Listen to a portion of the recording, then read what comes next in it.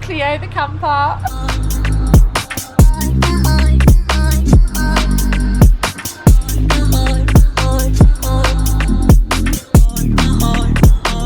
This little Clio has cost me just over £400 and I'm going to convert her into a micro camper so we can go on loads of adventures. I'm going to be doing this on a budget, but it's going to be fun. First thing we're going to do is head to Halfords and B&Q. We're going to get some car accessories and we're going to measure up the back because we are actually going to build a bed. But like I said, it's all on a budget. I've got no experience whatsoever, so anything could happen. First thing I want to do is take the back seats out so we can make a bed in the back. I am going to keep everything just in case I do sell the car. I don't think I will. I don't even think it's going to last me that long. But just in case. Also with the back seats, I don't want to completely take them out because I don't quite know the ins and outs of MOTs and whatnot, you know, with the seat belts. So I am going to be keeping the back seats so I can just pop them back in straight after. I've done it. See where I'm going with it. And then make the bed here. So if my head's here, I mean, I'm so close to lying flat. I just really don't want to remove this seat. This is a bonus of wind down windows. You don't need to get in the front to turn the engine on. You can just wind.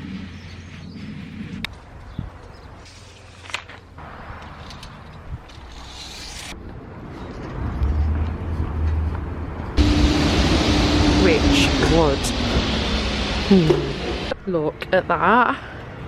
It's already looking amazing. I've just put it in the boot straight from B&Q. Obviously I've not attached anything yet. But it's all coming together. It's going to be mint. Right, we're in Home Bargains and we're going to get a windscreen cover. Only £1.49. A few of them because then I'll cut them up as well for the sides. Okay, last stop, Halfords for the little blind things at the back. Yes, these are more than I wanted to pay, but when I've got them, haven't I? So this is actually turning out so much easier than I thought. So I've got all that wood from B&Q. However, I've got a spare bit of wood at home that's just the perfect size. So I'm going to make a base out of that. We need to do a bit of sawing, which is always fun. But yeah, I want everything still to be kind of removable. I don't want it to be a permanent fixture, just in case, you know what I mean? So this is the boot board, and I just want to cut the corners off, because where the speakers are, I can't lift it up. Sorted. So I've made this false floor to go under the boot bit. Obviously I've not done it very neat because it is just not going to be seen or anything. It's just going to be shoved under the boot bit.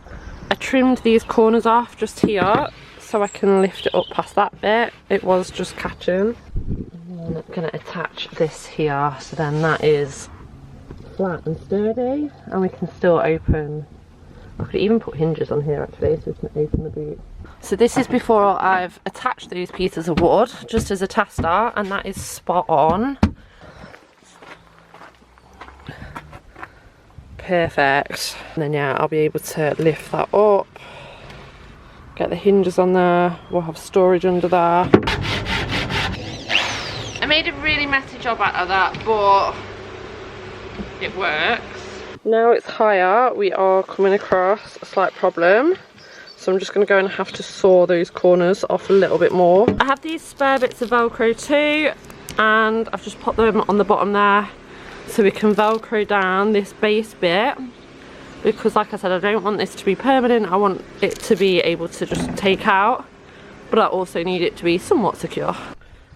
The boot bit is done, so the hinges open that. And it's secure, it's not going anywhere. Right, next bit, the middle bit.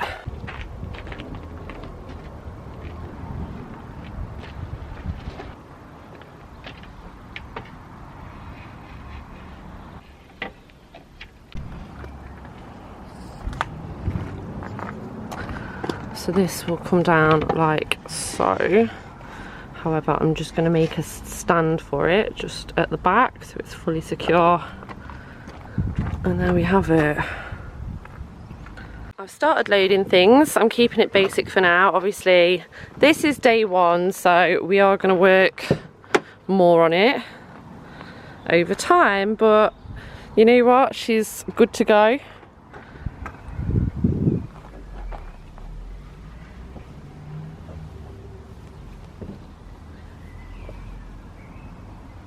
So join me for my first night car camping next week, Wednesday at 7 PM.